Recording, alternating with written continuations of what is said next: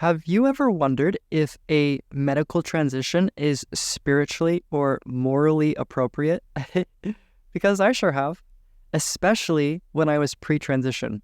And looking back, I feel like this was actually one of my biggest mental blocks, which was preventing me from pursuing my gender-related goals. I mean, I grew up in like a super ultra religious environment, and so that obviously created certain God slash morality conditioning within me. So I think that just like at the end of the day, what was happening is that I would just gotten into this habit of looking for approval outside of myself within the realm of morality, if that makes sense. You know, whether I was looking to God or to enlightenment or to spirituality, I was just constantly assuming that other people, other belief systems knew better than I did. Or, you know, even if I wasn't looking to a specific person, I was still intuitively sensing into the culturally appropriate, in general, consensus of certain groups of people in order to somehow like validate my deeply personal gender-related decisions. So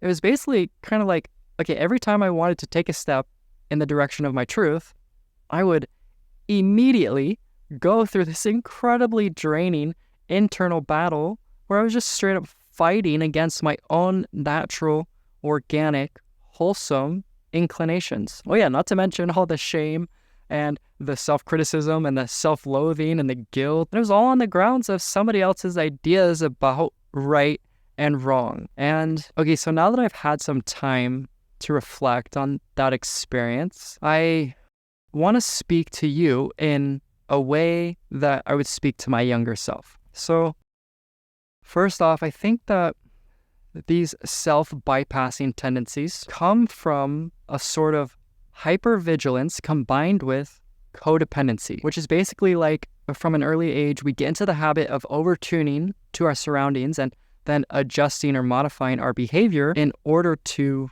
fit in and stay safe. So first things first, I think that it's really helpful to both acknowledge and respect the immensity of the task that we as queer people are up against. And that way, all of a sudden, we can immediately introduce a foundation of compassion into our practice. Because when you take steps in the direction of your truth, or when you even emotionally, mentally put yourself in that position, it's entirely possible that you can sense that you are both implicitly and explicitly rejecting the moral expectations of your family, of your culture, of your religion, of your tradition. And so, if nothing else, please have compassion for yourself and also see if you can appreciate the value of your life experience and recognize how it's actually influencing the evolution of humanity. I mean, as far as I can tell, you're quite literally on the leading edge of a creative revolution. Like, this is how humanity changes. People like you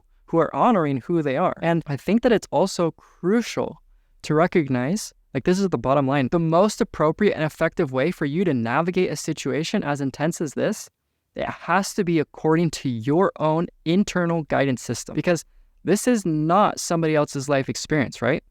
It's yours. You're the one who feels how you feel and loves how you love.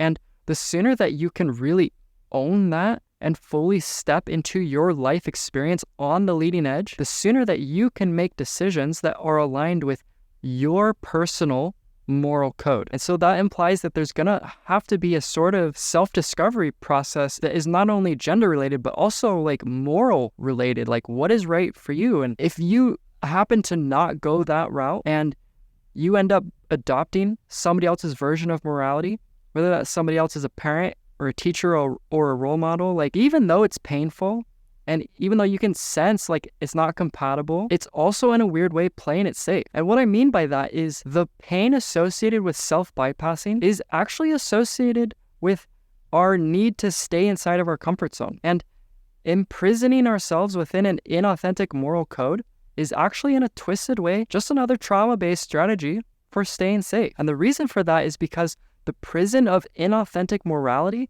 is the prison we know. It's the prison we grew up in. So the idea of stepping out of that prison and into the unknown and like finding out how life is wanting to live through us, well, let's just say that it's a whole lot easier to hyper-focus on the implications of somebody else's version of morality than it is to admit that we haven't quite learned how to feel safe inside of our own life experience. So again, this is why step number 1 is always self-compassion, because the only way for you to heal and move on from this moral predicament is if you learn how to feel safe again. Only this time, the key here is learning how to self-generate the feeling of safety from within yourself, as opposed to looking for it in someone else.